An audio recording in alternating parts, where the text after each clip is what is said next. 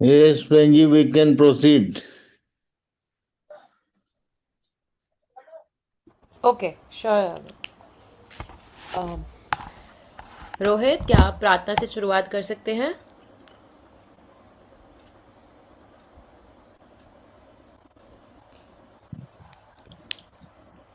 Yes थे। चलो। धन्यवाद देते हैं परमेश्वर और आज के सुंदर समय के लिए परमेश्वर। फिर एक बार आपने हम सभी को परमेश्वर इकट्ठा किया परमेश्वर, आपके वचनों में बढ़ने के लिए परमेश्वर सहायता कर। हर यूथ को परमेश्वर आपके ताबे में देते परमेश्वर। हर एक के ऊपर आपकी निगरानियां मांगते परमेश्वर लॉर्ड। जो आपने परमेश्वर दादो शेखर दादो को आपने तैयार किया लॉर्ड, कि हम यूथ को आपके वचनों के द्वारा प्रोत्साहित कर सके परमेश्वर लॉर्ड। ताबा लीजिए कि हर एक यूथ परमेश्वर को मनों को तैयार कीजिए, जो भी वचन सुने परमेश्वर लॉर्ड वो परमेश्वर अच्छे से ऊपर इन बातों को समझे और ग्रहण करे, अपने जीवन में उसे उतारे सच्चे खुदा, ताकि उन हर एक बातों के अनुसार वो अपने जीवन के द्वारा वो कार्यरत कर सके लॉर्ड। जैसे आपने परमेश्वर लॉर्ड हम एक योद्धा सच्चा योद्धा ठहराया है परमेश्वर लॉर्ड। तो जवानी के जोश के द्वारा परमेश्वर लॉर्ड एक सच्चा योद्धा जो आपके अपने देश के प्रति अपने राज्य के प्रति जो कार्यरत वो करता है परमेश्वर लॉर्ड, वही परमेश्वर वही भी करने पाए आपके राज्य में परमेश्वर सहायता कर। ताकि जितने लोग जुड़े हैं परमेश्वर लॉर्ड सब एक मन हृदय से परमेश्वर चित लगाए कि वचन सुने परमेश्वर लॉर्ड। और जो जुड़ने वाले उनका भी अब ताब लीजिए लॉर्ड, कोई रुकावट कोई बाधाएं ना आए परमेश्वर। सहायता मांगते परमेश्वर लॉर्ड, हर एक इंटरनेट कनेक्शन मोबाइल डिवाइस से जिसके द्वारा हम जुड़े हैं परमेश्वर लॉर्ड, ये आपकी दया ही है कि आपने हमें उस काबिल समझा कि हम जुड़ सके लॉर्ड। और लोगों को जुड़ने के लिए सहायता कर परमेश्वर, ताकि वचन सभी लोग के लिए परमेश्वर लॉर्ड इस्तेमाल होने पाए और उनके लिए हर एक के लिए परमेश्वर पहुंचाई जाए सच्चे खुदा सहायता कर। ताकि हम भी परमेश्वर आपके बातों को ठीक ठीक समझ के औरों को भी सिखा सके लॉर्ड। दया मांगते परमेश्वर और फिर एक बार इस मध्यस्थी के लिए इस यूथ बाइबल स्टडी के लिए हम धन्यवाद देते हैं। प्रार्थना आपके पवित्र नाम से करते हैं, आमीन। आमीन। Thank you very much. So हम लोग आज सबोपदेश है इक्लीसियस, बुक ऑफ इक्लीसियस 11 से के अध्याय के 9 और 10 पद को पढ़ेंगे। Yes.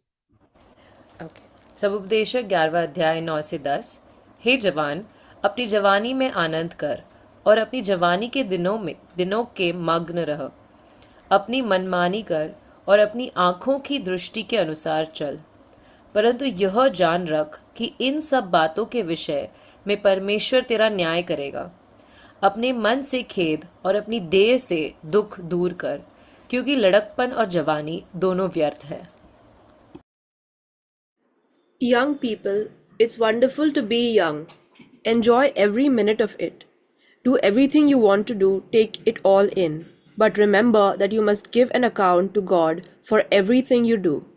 So refuse to worry and keep your body healthy. But remember that youth, with a whole life before you, is meaningless. तो इससे पहले कि आगे बढ़ें, सी द ट्रांसलेशन हिंदी और इंग्लिश। कुछ चीज़ों में हिंदी इज बेटर और कुछ बातों में इंग्लिश इज बेटर। इसलिए सब जवानों से मैं निवेदन करूंगा, it's my humble request to all, कि सब लोग पैरेलल यदि दोनों हिंदी और इंग्लिश दोनों यूज करोगे तो बेटर होगा समझने के लिए। तो हम लोग यहाँ पर देख रहे हैं जवानों के लिए बाइबल में एक पर्टिकुलर एरिया है, एक वर्स है, एक सेक्शन है जिसमें उसने इंस्ट्रक्शन दिया और बताया कि खासकर तुम्हारा न्याय किन किन बातों में होगा। 4 सेक्शन है। अपनी जवानी में आनंद कर, जवानी के दिनों में मगन रह, मनमानी कर और आंखों की दृष्टि के अनुसार चल। और फाइनल लास्ट लाइन में लिखा, क्योंकि लड़कपन और जवानी दोनों व्यर्थ हैं।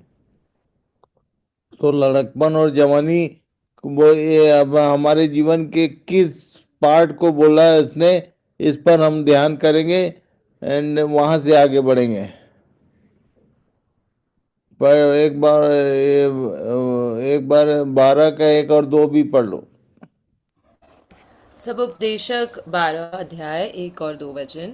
अपनी जवानी के दिनों में अपनी सृजनहार को स्मरण स्मरण रख, इससे पहले कि विपत्ति के दिन और वे वर्ष आए जिनमें तू कहे कि मेरा मन इनमें नहीं लगता। इससे पहले कि सूर्य और प्रकाश और चंद्रमा और तारागण अंधेरे हो जाए और वर्षा होने के बादल फिर घिर जाए। Don't let the excitement of youth cause you to forget your Creator. Honor Him in your youth before you grow old and say, life is not pleasant anymore. Remember Him before the light of the sun, moon, and stars is dim to your old eyes. 1 Samuel chapter 3 verse 2. And rain clouds continually darken your sky. Hosea 6:3. ये जो second part पढ़ा हमने, remember him before the light of sun, moon and stars is dim to your old eyes. ये हम लोगों ने कल के अध्ययन में कल सॉरी फ्राइडे के अध्ययन में हम लोगों ने देखा था। जितने लोग अध्ययन किए उन लोग जानते हैं, और जो नहीं किए यूट्यूब में वॉच कर लेना। पिछला जो हमारा अध्ययन था, जो जनरल अध्ययन था, उसमें सन मून एंड स्टार किसको बोला। और तब एक समय आता है जब सन मून एंड स्टार जो है उनका लाइट, उनका प्रकाश भी धीमा धुंधला पड़ने लगता है। इसका एक बेस्ट एग्जाम्पल है 1 शमूएल chapter 3 and verse 2। Read it from Bible, खोल के पढ़ लो। 1 शमूएल चैप्टर 3 वर्स 2, हिंदी में पहले फिर इंग्लिश में। ओके। पहला शमूएल तीसरा अध्याय दूसरा वचन। और उस समय ऐसा हुआ कि एली की आंखें तो धुंधली होने लगी थी और उसे न सूझा पड़ता था। तो सूझ नहीं पड़ता था, मतलब क्या सही क्या गलत ये समझ में नहीं आ रहा था। ऐसा एक स्थिति आ गया, उसकी आंखें धुंधली होने लगी थी ड्यू टू एज। इंग्लिश में क्या है? One night, Eli, whose eyes were becoming so weak that he could barely see, was lying down in his usual place. और तब ये वर्षा होने के बाद बादल फिर गिरा है। इसको समझने के लिए बरसात किसकी बात कर रहे हैं? होशे 6 अध्याय उसका तीसरा पद पढ़ो, हिंदी में फिर इंग्लिश में। होशे 6 उसका तीसरा। आओ हम ज्ञान ढूंढे, वरन यहोवा का ज्ञान प्राप्त करने के लिए यत्न भी करें, क्योंकि यहोवा का प्रगट होना भोर का सा निश्चित है।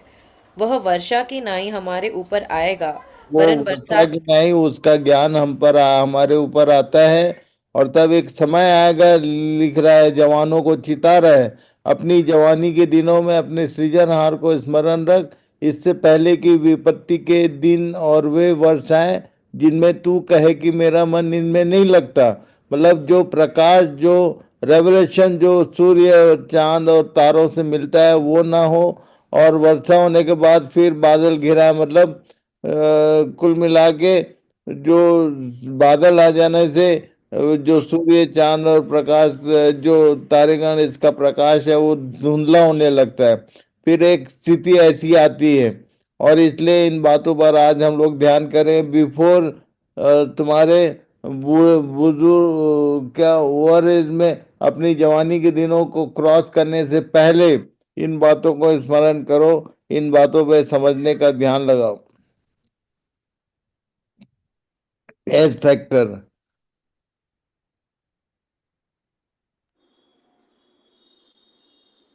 Infant age 0 to 5.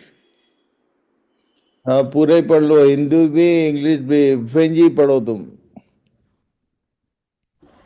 As factors. Infant age 0 to 5, शिशु अवस्था, चाइल्डहुड 6 to 12, बालकपन, टीन एज 13 to 19, लड़कपन, यूथ 20 to 40, जवानी, मैच्योर 40 to 60, सयानापन, ओवर ओल्ड एज 60 to 80, बुढ़ापा। ये एज फैक्टर याद रखना। तो 40 तक, 40 तक बोल रहा है कि लड़कपन और जवानी दोनों व्यर्थ है, और इसके पहले पहले तुम प्रभु की बातों पर अपना मन लगा लो। क्योंकि एक समय आता है 40 के बाद व्यक्ति अपने लाइफ के स्ट्रगल में इतना डिस्टर्ब हो जाता है, टेंशन में रहता है कि उनको इन बातों के लिए फिर समय नहीं रहता, समझ में नहीं आता। फिर जैसा एली के लिए लिखा है कि सूझना पड़ता था उसको, वैसे ही हमारा एज फैक्टर के अनुसार 40 से पहले यदि हमने ध्यान लगा लिया तो अच्छा है हमारे लिए। ये हमारा आज का विषय है। अपने जवानी के दिनों में अपने सृजनहार को स्मरण रख बोल रहा है, उसी पर अपना पूरा ध्यान केंद्रित करो। तो और कुछ तो तब करो भाभी। कैसे पूरा बुजुर्ग होने लगता है आदमी। आगे क्या लिखा है, उसके 3 पद से आगे बढ़ेंगे। सब उपदेशक का 12 उसका 3 और 4। उस समय घर के परुए कांपेंगे और बलवंत झुक जाएंगे, और पिसनहारियाँ थोड़ी रहने के कारण काम छोड़ देंगी, और झरोखे में से देखने वालियाँ अंधी हो जाएंगी, और सड़क की ओर के किवाड़ बंद होंगे, और चक्की पीसने का शब्द धीमा होगा, और तड़के चिड़ियाँ बोलते ही एक उठ जाएगा, और सब गाने वालियों का शब्द धीमा हो जाएगा। ऐसे धीरे धीरे एक व्यक्ति का शारीरिक जीवन समाप्त होता है। इसको इंग्लिश में पढ़ोगे तो ज्यादा बेहतर समझ में आएगा, पढ़ लो जनिता। Remember him before your hands and legs, the guards of your house, start to tremble, and before your shoulders and waist, the strong men stoop. Remember him before your teeth, your few remaining servants stop grinding, and before your eyes, the women looking through the windows see dimly.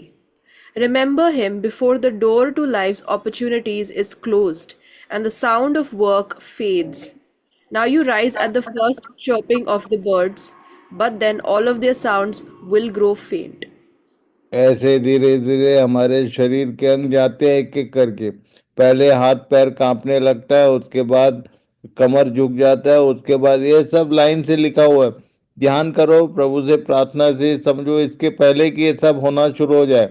मैं कभी कभी समझाया करता हूँ, खासकर जवानों को, ये चाय का कप हाथ में लेना और उसको उसके हैंडल से पकड़ के अपने हाथ को वॉश करना। यदि कांपने लगे तो समझो ये शुरुआत होता है। इसका मतलब मैं डरा नहीं रहा हूं, पर इसको याद रखना, ये सिम्टम्स बताया उसने कि जब एक व्यक्ति अपने स्वर्गीय घर को जाएगा, उसके पहले ये सिस्टम ऐसा शुरू होता है। पहले हाथ पैर कमजोर होते हैं, उसके बाद कमर झुक जाता है, उसके बाद ये दांत गिरने लगते हैं, फिर ये सब लाइन से लिखा हुआ। Read it. उसके बाद 5 पद।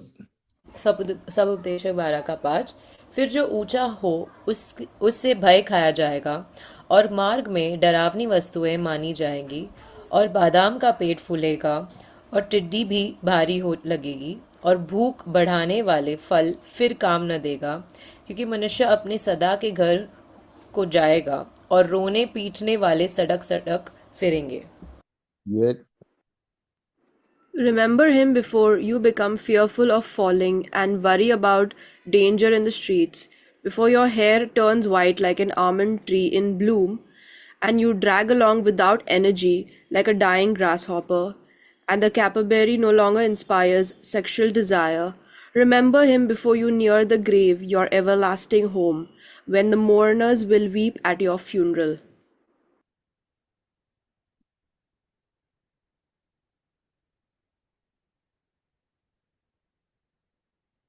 ये ओके। समुपदेशक 12 6 से 7। उस समय चांदी का तार 2 टुकड़े हो जाएगा, और सोने का कटोरा टूटेगा, और सोते के पास घड़ा फूटेगा, और कर्ण के पास रहट टूट जाएगा, और मिट्टी जो की त्यों मिट्टी में मिल जाएगी, और आत्मा परमेश्वर के पास जिसने उसे दिया लौट जाएगी। Or ever the silver cord be loosed, or the golden bowl be broken, or the pitcher be broken at the fountain, or the wheel broken at the cistern, then shall the dust return to the earth as it was, and the spirit shall return unto God who gave it.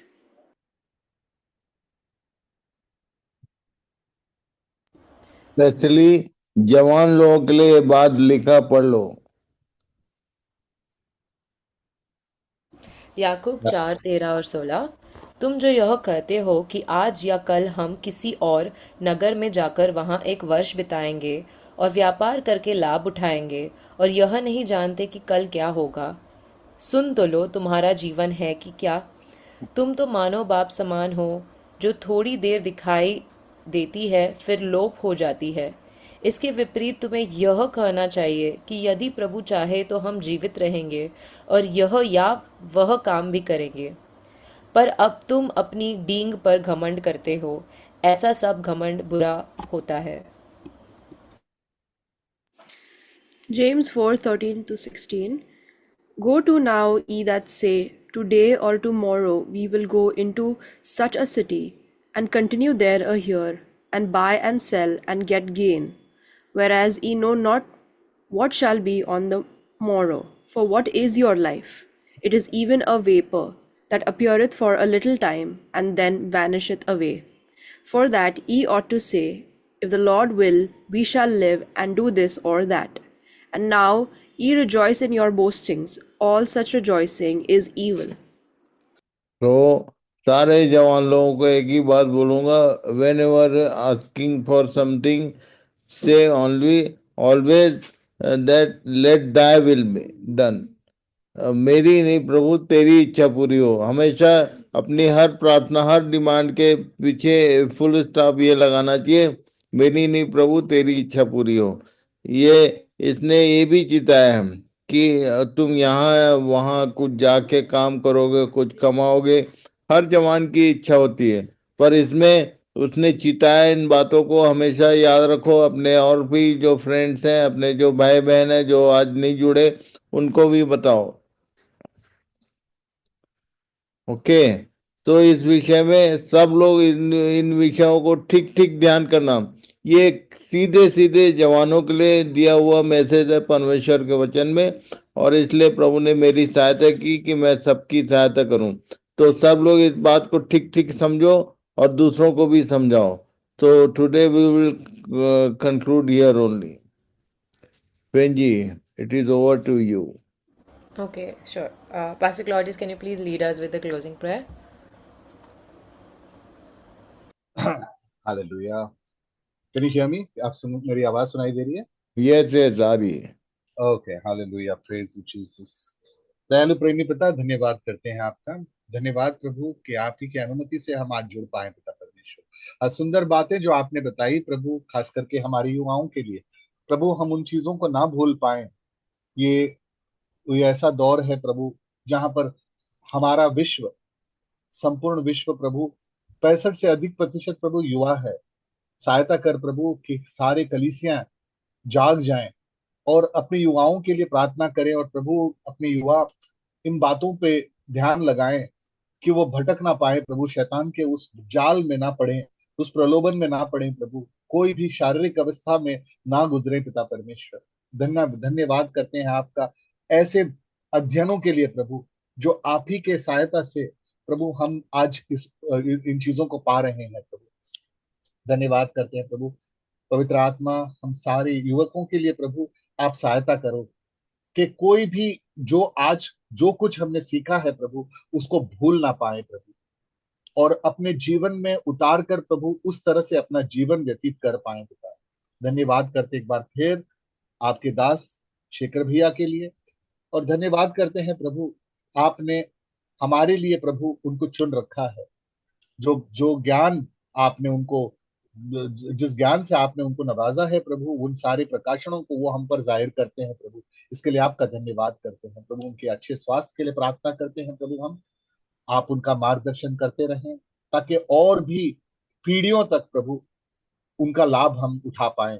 और प्रभु खुद का भी मनन के, खुद के भी समय में प्रभु हम मनन करें वचन पर, जो बातें जो उन्होंने हमें सिखाई हैं प्रभु, उन बातों पर हम मनन कर सकें, और भी उस भेद के गहराई में जाकर प्रभु उस सारी बातों को हम जान पाए।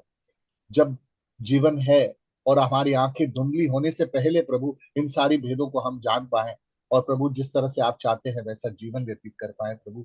इसीलिए आपसे अनुमति मांगते हैं, धन्यवाद करते हैं। यह प्रसंग आपने, यह अवसर हमें दिया प्रभु कि हम इस बातों को जान सकें और इसमें अधिकतर हमारा जीवन व्यतीत कर सकें। धन्यवाद प्रभु एक बार फिर इस संगति के लिए आपका धन्यवाद करते हैं। आज जो जुड़ पाए प्रभु उनके लिए धन्यवाद करते हैं।